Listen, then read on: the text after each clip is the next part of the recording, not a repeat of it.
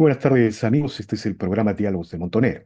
Bueno, hace unos días se celebró eh, un aniversario más de la Hispanidad, el 12 de octubre, una fecha del encuentro de dos mundos, de dos culturas, pero el tema que desata estas fechas desde la fundación republicana es un intenso debate. Es un intenso debate que tiene que ver con todas las leyendas negras que se han construido contra el virreinato, contra nuestra esencia, nuestra razón de ser como peruanos o como peruanidad, y sobre todo con respecto al tema de la hispanidad y la relación con el Perú, con la peruanidad como tal. ¿Cuál es el papel de la hispanidad en la construcción del Perú, en la idea de peruanidad?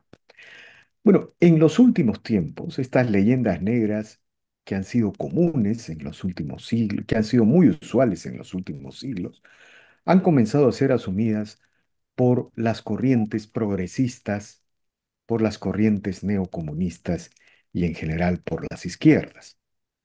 El- en Bolivia, por ejemplo, el señor Álvaro García Linera, uno de los teóricos de este nuevo indigenismo, habla de que el proyecto indigenista o el proyecto de república plurinacional que los pueblos originarios, entre comillas, supuestamente, deben construir, debe enfrentar 5 siglos de colonización y debe enfrentar todos los presupuestos que la colonización ha traído. Bueno, para hablar de estos temas, el día de hoy hemos convocado a Rafael Martín Aita.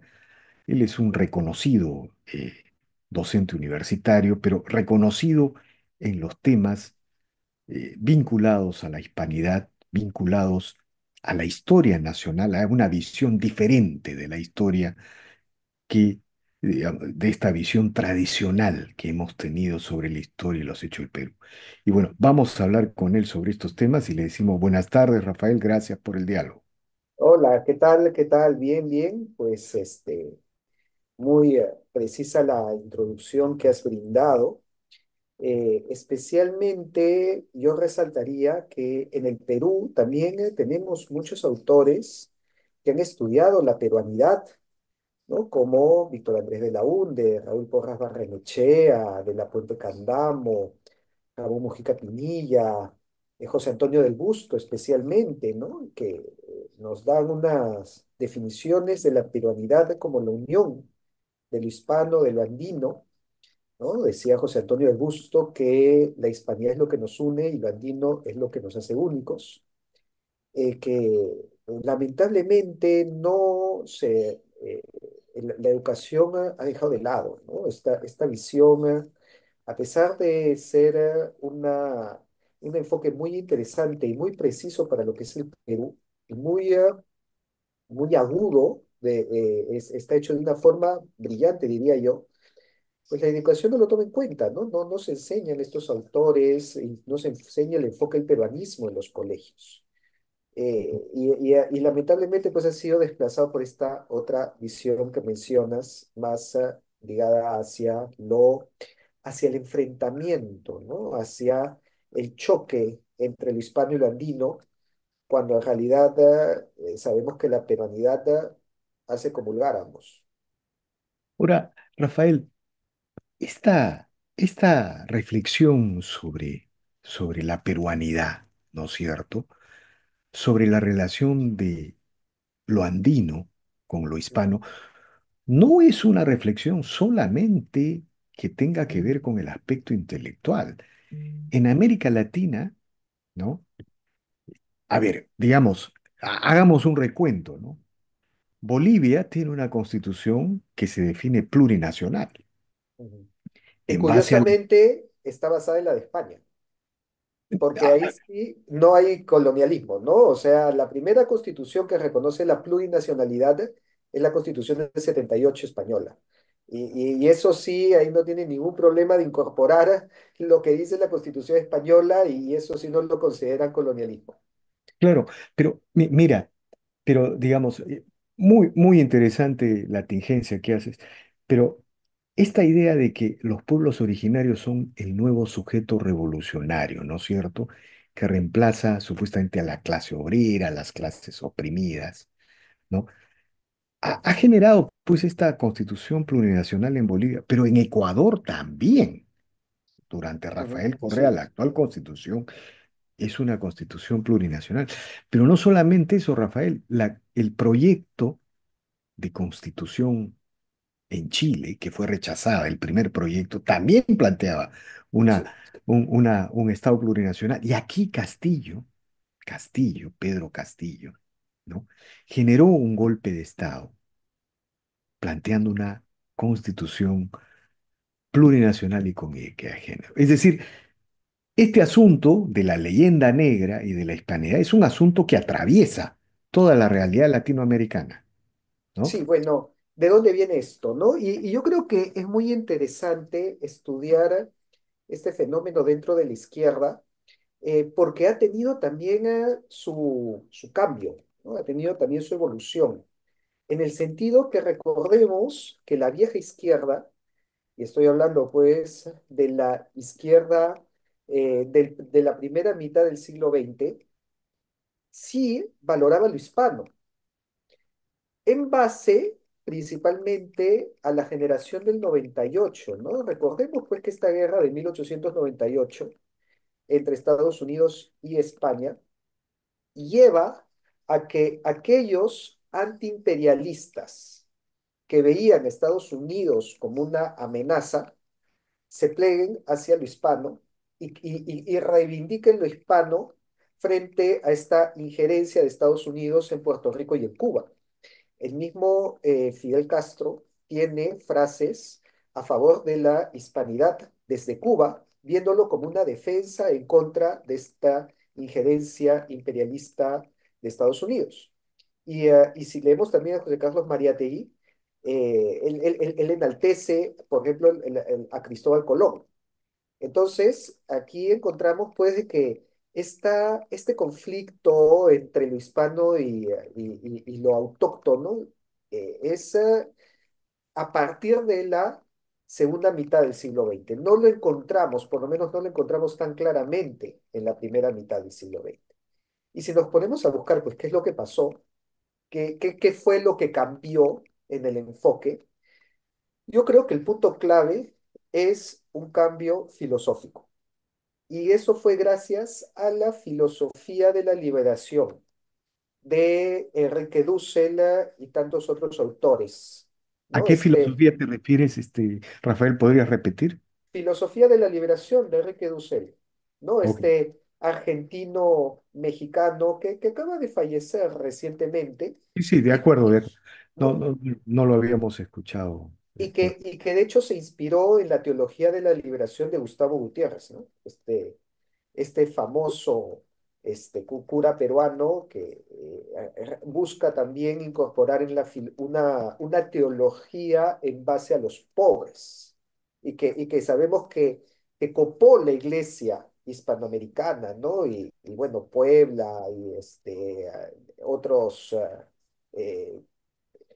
otras cumbres episcopales eran totalmente de la teología de la liberación. ¿Qué es lo que nos dice la filosofía de la liberación, ¿no? Utiliza el método de la analéctica. La analéctica es un neologismo que une a lo que es la analogía con la dialéctica.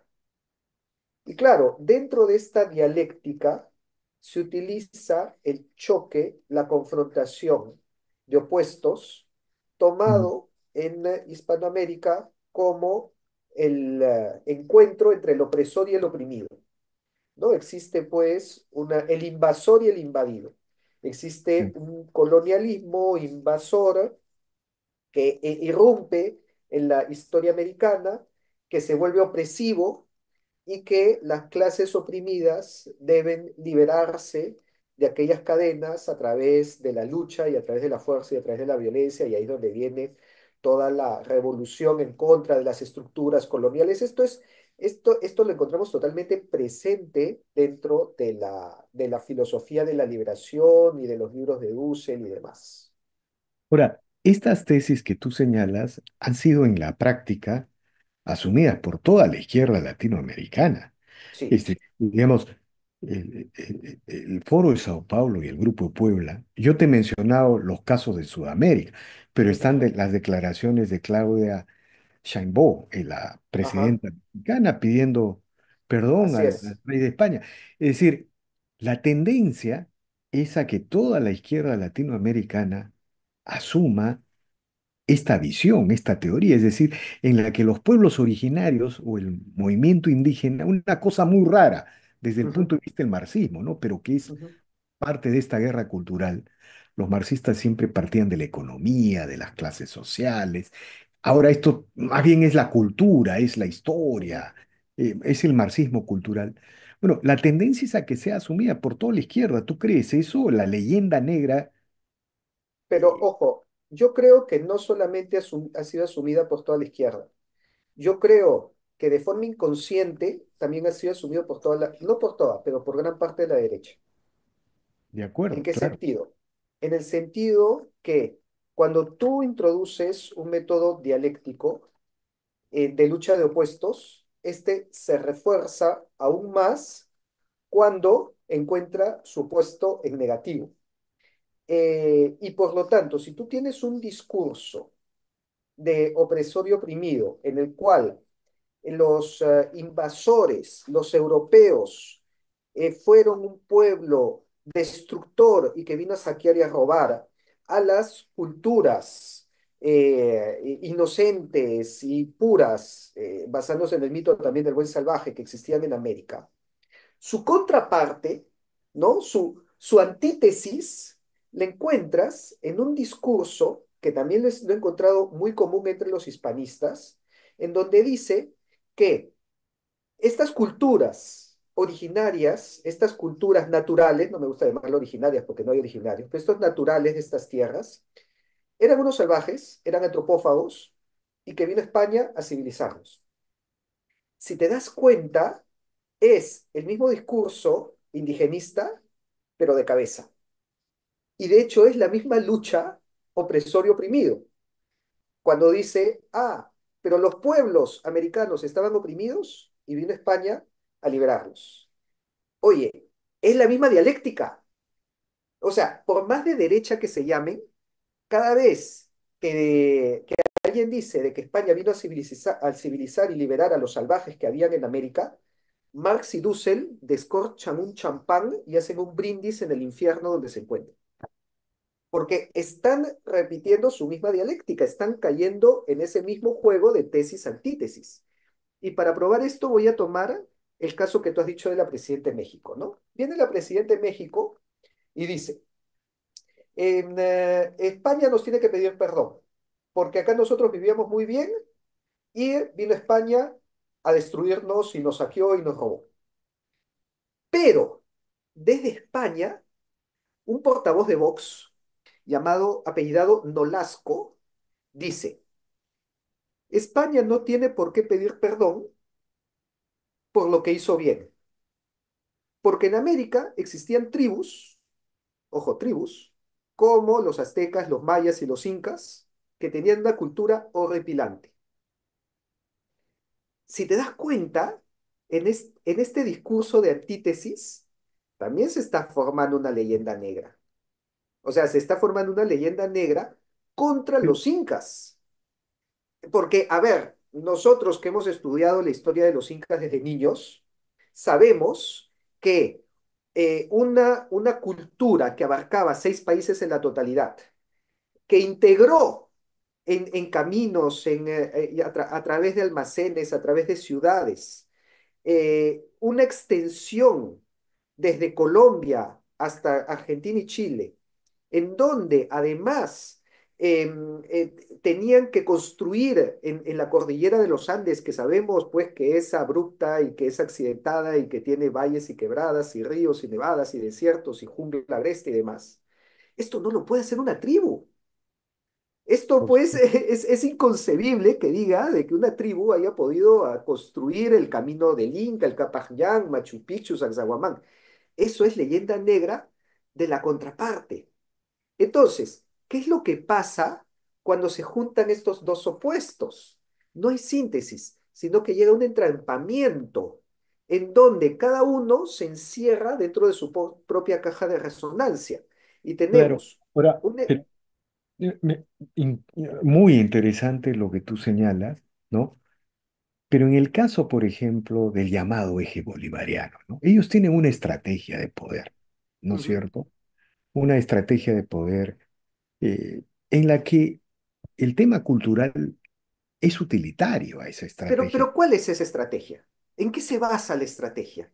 Bueno, mira, ellos quieren refundar los proyectos republicanos que están en curso, Ujú, nuevas constituyentes. ujú. Hemos hablado de estos proyectos de los estados Ya, plurinacionales. pero fíjate que toda esta refundación se basa en el conflicto. A No, a ver, lo eso hemos voy. visto en Chile, lo hemos Pero, visto en las marchas, lo hemos visto en las protestas. Lo que hacen es asusan el conflicto y cuando viene el caos, es ahí donde proponen su nuevo esquema, su nuevo modelo. Su enfoque es el de la confrontación. Cuando existe lucha de opuestos, existe el choque, cuando existe la rivalidad, cuando existe la confrontación, ellos cosechan, ellos terminan ganando. Y porque utilizan el método dialéctico. A lo que yo voy es que nosotros también estamos entrando, estamos no, de alimentando acuerdo, esa de confrontación. acuerdo, de acuerdo. Seguramente tienes razón en esta idea de que surge una leyenda negra del otro lado, ¿no? O sea, Ajá. es evidente. Puede, además es absolutamente, digamos, en términos teóricos, basta echarle una mirada para ver también, Ujú, sobre todo con México, ¿no? Pero lo ujú, cierto, Rafael, es que hay, o sea, no podemos tampoco relativizar que quienes están construyendo la leyenda negra sobre nuestro pasado no son pues los ingleses, los holandeses ujú. o los estadounidenses, De sino acuerdo. ahora es una izquierda latinoamericana que, bueno, están levantando estas banderas con todo, ¿no? Pero Y- es que, a ver, lo que yo propongo es salirnos de la dialéctica. O sea, el día que recién no, vamos pero a ganar la mano es ujú, cuando rompamos esa, la confrontación de opuestos. Y existe herramientas, existe narrativa, existen hechos históricos para romper la confrontación.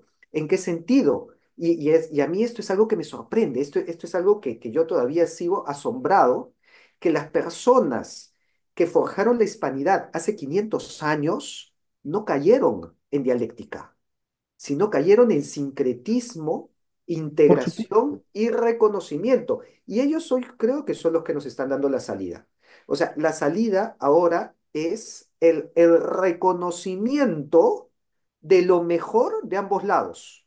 Mientras que no reconozcamos el valor y lo mejor y lo rescatable de lo hispano y de lo andino, ahí todavía vamos a seguir entrampados. Porque ambos tuvieron Totalmente, cosas buenas y ambos tuvieron cosas malas, ¿no? total. Pero déjame terminar, pues. Mira, Tanto, a ver, yo también puedo armar una leyenda negra de los incas. Yo puedo decir de que los incas fueron sanguinarios, que se arrasaron a los caranquis en Yaguarcocha y que si te le revelabas al inca, hacía un tambor con tu pellejo. Pero quedarme solamente con eso, ahí estoy cayendo en leyenda negra, porque los incas también tuvieron cosas grandes y maravillosas.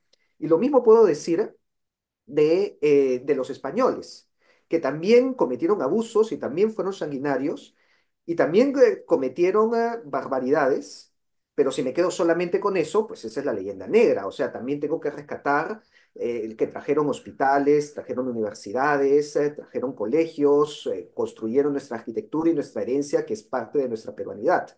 Entonces, el momento que rescatamos lo mejor de cada uno, es ahí cuando comenzamos a construir y a integrar, ahí es donde rompemos esta dialéctica y ahí es cuando se acaba toda esta confrontación que tanto está haciendo hervir la izquierda. Y lo que pasa es que en el momento en que hacemos eso, lo podemos hacer incluso desde el punto de vista de los incas porque Mm. los incas fueron los mayores privilegiados cuando llegó España. A ellos les dieron títulos nobiliarios, a ellos les dieron pues escudos de armas, ellos mantuvieron su corte, sus palacios, eran portavoces del rey, tenían poder político. Lo que pasa es que esta historia se nos ha borrado porque obviamente no conviene con el discurso y por eso ahí veo la importancia de rescatarla. No, yo estoy totalmente de acuerdo con tu aproximación. Quizá estamos planteando mal las preguntas o el enfoque, no sé. Una cosa es el eje bolivariano y su intento utilitario bueno, valga la redundancia, de utilizar esta leyenda negra contra España. Y otra cosa es el debate histórico de buena voluntad, ¿no? El debate histórico, filosófico, la buena voluntad que tú como intelectual estás proponiendo. Y en ese universo, ningún académico, ningún intelectual de buena voluntad puede estar en contra. Al contrario, tiene que respaldar, ¿no es cierto? Salirnos de estas polaridades que pueden llevar a lo infinito, al desencuentro. Ahora, yo quiero preguntarte, ¿cómo ves el futuro de la hispanidad luego de esta descripción que estamos haciendo de América Latina? Por ejemplo, la señora Sheinbaum de México, ¿no? Ujú, ¿No? O sea, tú ves a una América Latina como que distanciada de, ujú. de España y de la hispanidad. ¿Cómo ves, cómo analizas tú el futuro de la hispanidad en ese contexto? Es que yo creo que sí, ya cada vez más gente se está dando cuenta, especialmente cuando estos políticos, que dicho sea de paso, cada día caen peor y es más evidente las falacias y el discurso populista que tienen. Y de alguna manera hacen que la gente sí se interese y se cuestione estos temas, ¿no? Dicen, los marqueteros cuentan que no existe mala publicidad, ¿no? No importa que hablen bien o mal de ti, lo importante es que hablen de ti. Y yo veo que cada vez que sale o Evo Morales o la presidenta de México o AMLO diciendo España tiene que pedir perdón, cada día más gente se cuestiona esto y comienza a investigar el tema y comienzan a buscar información, no solamente creyéndoles a ellos, es más, muchas veces por darle la contra a ellos. Y por eso yo creo que a partir de los últimos años está sucediendo es que esto que se llama el resurgimiento de la hispanidad, ¿no? Porque si nosotros nos remontamos, pues recordarás hace 10 15 años atrás, esto ni Ah, no, sonaba, era otra cosa. era otra cosa, ¿no? Y más bien el discurso indigenista era totalitario, o sea, en el sentido que dominaba, era hegemónico. Y la El, leyenda negra, ¿no? y La la leyenda. leyenda negra, pues nadie la cuestionaba siquiera, ¿no?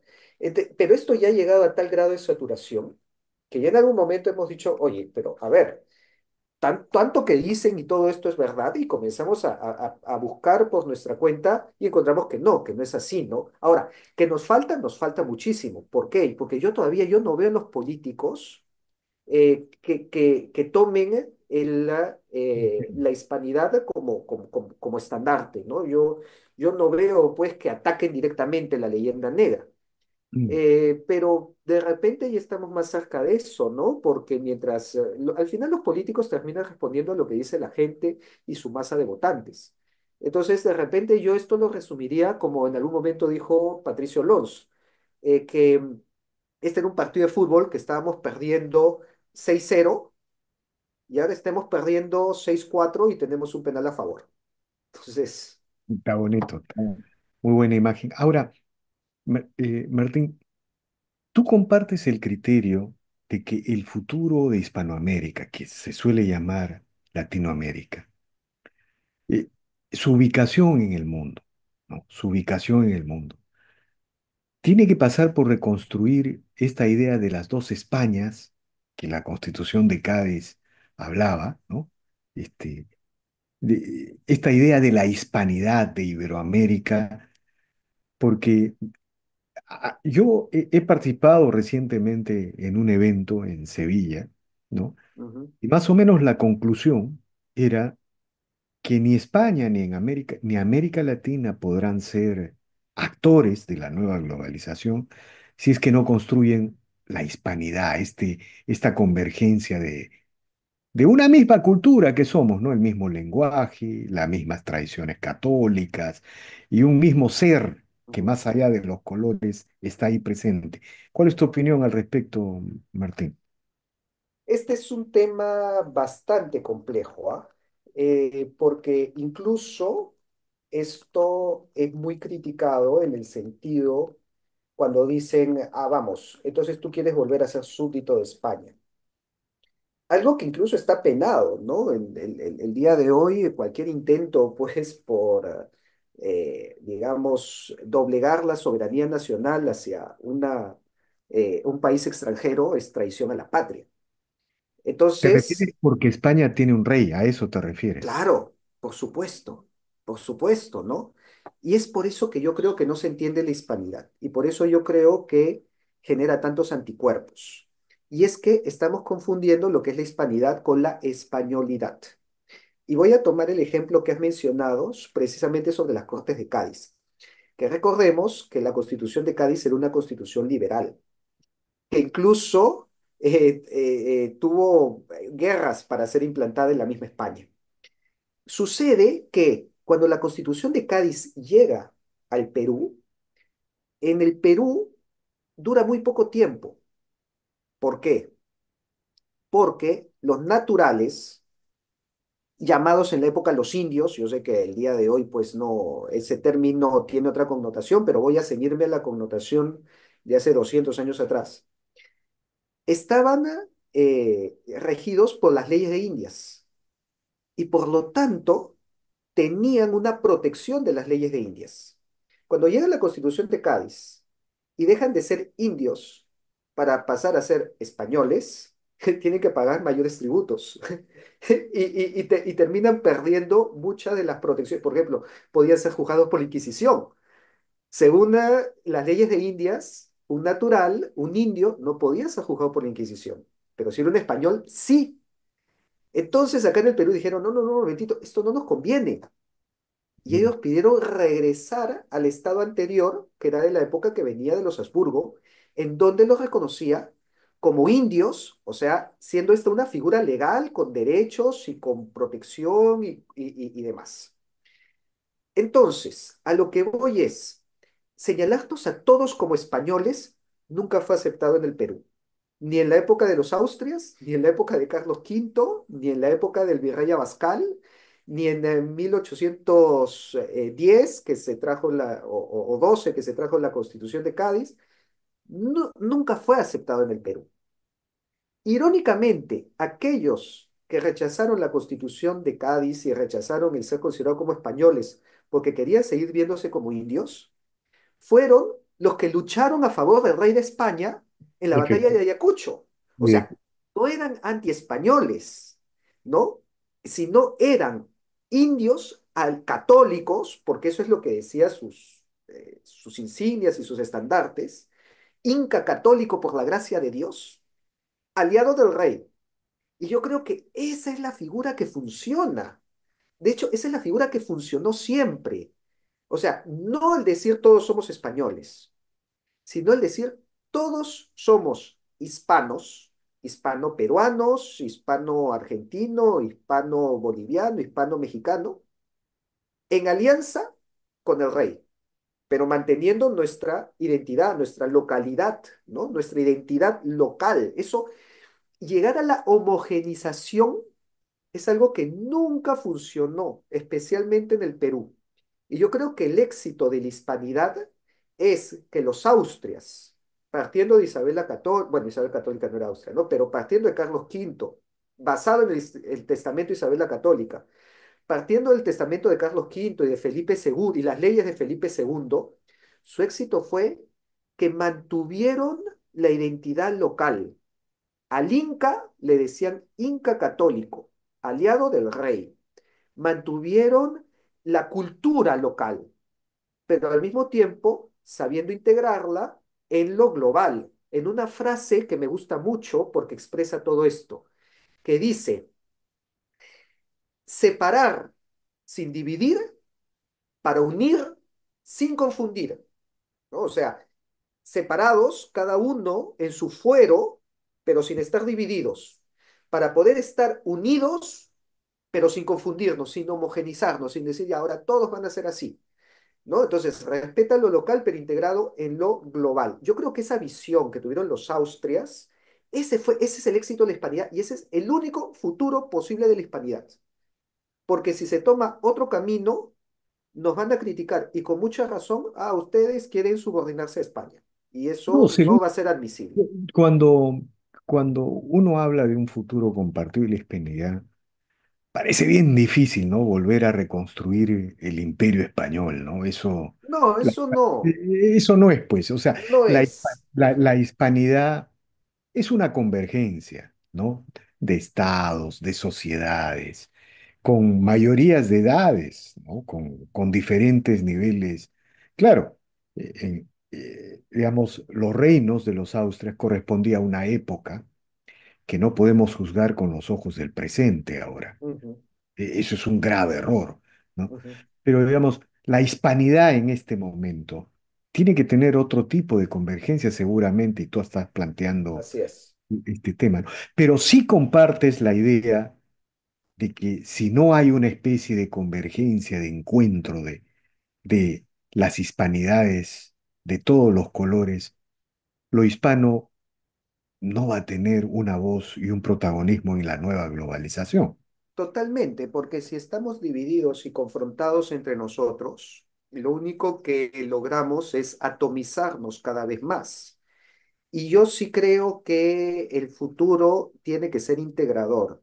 Y de repente, no integrador necesariamente en lo político, pero sí que nos aglomere en intereses comunes, de acuerdo a lo económico y de acuerdo a hacer un bloque de negociación frente a las potencias extranjeras, ¿no? Porque no es lo mismo, pues, que El Salvador, que Bolivia, que Ecuador negocien ante China, o ante Rusia, o ante la Unión Europea, o ante Estados Unidos, a que lo haga, pues, un bloque hispano de 800 millones de hispanohablantes, con toda la suma de recursos y que seríamos el quinto PBI a nivel mundial. Entonces, ya, pues ahí estamos hablando ya de otras condiciones para sentarnos a la mesa. Entonces, lo que sí considero importante es alinear nuestros intereses en común, especialmente cuando compartimos una misma lengua, un mismo idioma, una misma cultura, compartimos, o sea, lo que nos une es mucho más grande que lo que nos divide. Entonces, si más bien vamos a profundizar en las divisiones, como escucho muchos de estos intentos, por ejemplo, de crear nuevos países, ¿no? Y la República Aymara, y el Sur, y el Gualmapú, y así terminamos creando también el día de mañana, pues la República Tayán, entre Tumbes y Piura, ¿no? Y la República Chachapoyas, y la República Quechua, y la República Xánica, y la República Shipiba. Terminamos en una atomización que la balcanización va a ser nada, ¿no? Va a ser, la balcanización va a ser algo mucho más grande que lo que este reducirnos a pulgas insignificantes frente al mapa internacional. Ahora, quiero plantearte un tema final, ¿no? ¿Por qué los hispanoamericanos tenemos que celebrar la hispanidad? ¿Qué es lo que hace de la hispanidad algo tan particular, ¿no? Yo escuché una tesis que señalaba que durante el Imperio Español se desarrolló uno de los procesos de mestizajes más impresionantes y más audaces de toda la historia de la humanidad, ¿no? Entonces, si yo te preguntara, este, ¿qué es lo que nos debe llevar a celebrar la hispanidad? Bueno, ya han pasado unos días del 12 de Ujú. octubre. Este, eh, ¿Cuáles serían estos presupuestos, estas Es que conclusiones que uno plantearía? fíjate que todo aquello de lo que estamos orgullosos tiene una un mestizaje, tiene una unión. Ahora tú le preguntas a cualquier peruano, ¿de qué estás orgulloso? Y te va a decir de nuestra gastronomía. Pero vamos, ¿qué cosa es nuestra gastronomía? Si no es la unión de distintos elementos andinos, europeos, africanos y asiáticos. Si vamos a decir, vamos a quedarnos solo con lo autóctono, vamos a quedarnos solo con lo netamente andino, primero tendríamos que deshacernos del pisco, porque los incas no conocían la uva, y tendríamos que quitarnos el limón y la cebolla al ceviche, porque eso vino también con los españoles y por lo tanto no es netamente andino. Y al final, ¿qué es lo que estás deshaciendo? Estás destruyendo, ¿no? Ya el ceviche, pues sin la uva y sin el limón no es ceviche, ¿no? El pisco sin la uva no es pisco. Entonces, terminas destruyendo aquello que es lo netamente peruano. Y no solamente sucede con la comida, ¿no? Con toda nuestra cultura, nuestros bailes, nuestras danzas. A ver, quítale los instrumentos de cuerda a la música andina. Porque ahora también, nosotros pensamos pues que los incas bailaban huayno. Y eso no es verdad. Los incas solamente no tenían instrumentos de cuerda, tenían instrumentos de percusión, instrumentos de viento. Pero si le quitas el charango a la música andina, estás destruyéndola, no estás quedándote con algo más puro, simplemente te quedas en nada. Si tú a la escuela cusqueña le quitas también todos los elementos que vinieron de Europa, la destruyes, ¿no? Las pinturas, la arquitectura. Entonces, todo aquello que estamos orgullosos, que son nuestras ciudades, nuestra arquitectura, nuestro patrimonio, nuestra comida, nuestra música, nuestras danzas, nuestros ropajes. Todo eso de alguna manera viene producto de una unión. Y esa Me- unión comenzó el 12 de octubre. Entonces, eso es lo que estamos celebrando. Estamos celebrando que ahí se da inicio a esta unión de y, culturas, que es lo que tenemos el día de hoy. y los otros imperios europeos, como el imperio británico, o la corriente anglosajona, o la vertiente anglosajona, por ejemplo, eliminaba a los pueblos originarios, no producía un mestizaje, u otros imperios lo que hacían eran, creaban apartheids, ¿no? Dos Así mundos. es. La grandeza de la hispanidad es que conscientemente creó un mestizaje universal, ¿no es cierto? Creo que eso podría ser una gran Y conclusión, que, Rafa. y que es lo que Vasconcelos también define como la raza cósmica, ¿no? Él habla del mestizo como la raza cósmica, porque termina siendo la unión de lo mejor de todos los mundos. Y vamos, si eso comenzó acá, ¿cómo no vamos a celebrarlo? De acuerdo, Rafael, y te felicito sinceramente por el trabajo que desarrollas cuando tú hablas de que hace 10, 12 años, esto no era así, pues, ¿no?